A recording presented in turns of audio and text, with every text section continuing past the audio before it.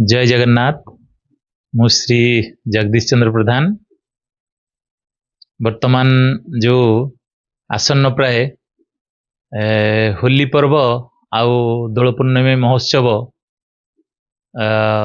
मु प्रथमे समस्त आमर पुरीर जो अछंती जनसाधारण तथा ओडिशा एवं भारत वर्षर समस्त जनसाधारण मंगल कामना करुछि। रंगर पर्व होली समस्तंक मनरे आनंद खुशी आनी देउ। आउ महाप्रभु श्री जगन्नाथ निकट रे मोर निवेदन रहिबो। एहा छड़ा ए जो रंगर पर्व होली आमे काहेकि पालन करुचे एवं कोठु आरंभ होईची मोर सामान्य ज्ञान मध्यरे मु टिके सूचना देवा पे चाहूची जे एही पर्व श्रीकृष्ण और राधांकर प्रेमर एक निच्छक निदर्शन, जो थे महाप्रभु श्रीकृष्ण एवं राधा रंगभेद जोगु जो श्रीकृष्ण टिके लज्जित होते कारण श्रीकृष्ण कला एवं राधा गोरा थिले। तो माता जशोदा ये कथा को खूब उपलब्धि करी से श्रीकृष्ण को कहते जे तुम्हें समय समय राधा देहरे किसी रंग बोली दियो।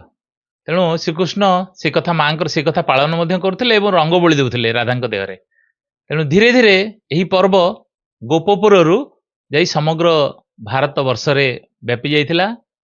एवं अन्य एक कहानी अनुसार भक्त प्रहलाद जे कि हिरण्यकशिपुंकर पुत्र, हिरण्यकशिपु विष्णु भक्ति प्रहलाद को दूरे देवा निजर भौणी होलिका को आदेश देइथिले। एवं होलिका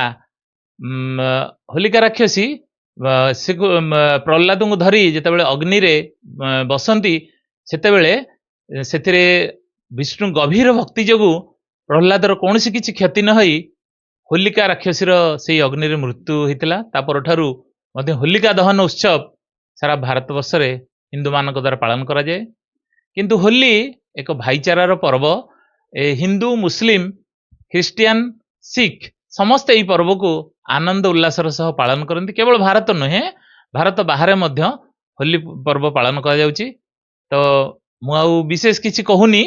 वर्तमान मु मोर ई रंगर पर्व होली जहाँकि ऋतुराज बसंतंकर जेतेबेले राज चली थाए एवं चारिआडे बौलर महक सुगंध थाए, आंब बौलर महक थाए एवं कोइलीर कुहुकु तान से समय रे यही पर्व पालन करा जाए। तेणु समस्ते आनंद उत्साह सहित होलिका पर्व पालन करंतु। निज मनरे थिबा समस्त खेद क्षोभ आउ जहा मान अभिमान अच्छी परस्पर को रंग बोली से रंगरे सबू धोई पुणी निजको प्रफुल्लित करंतु। जय जगन्नाथ।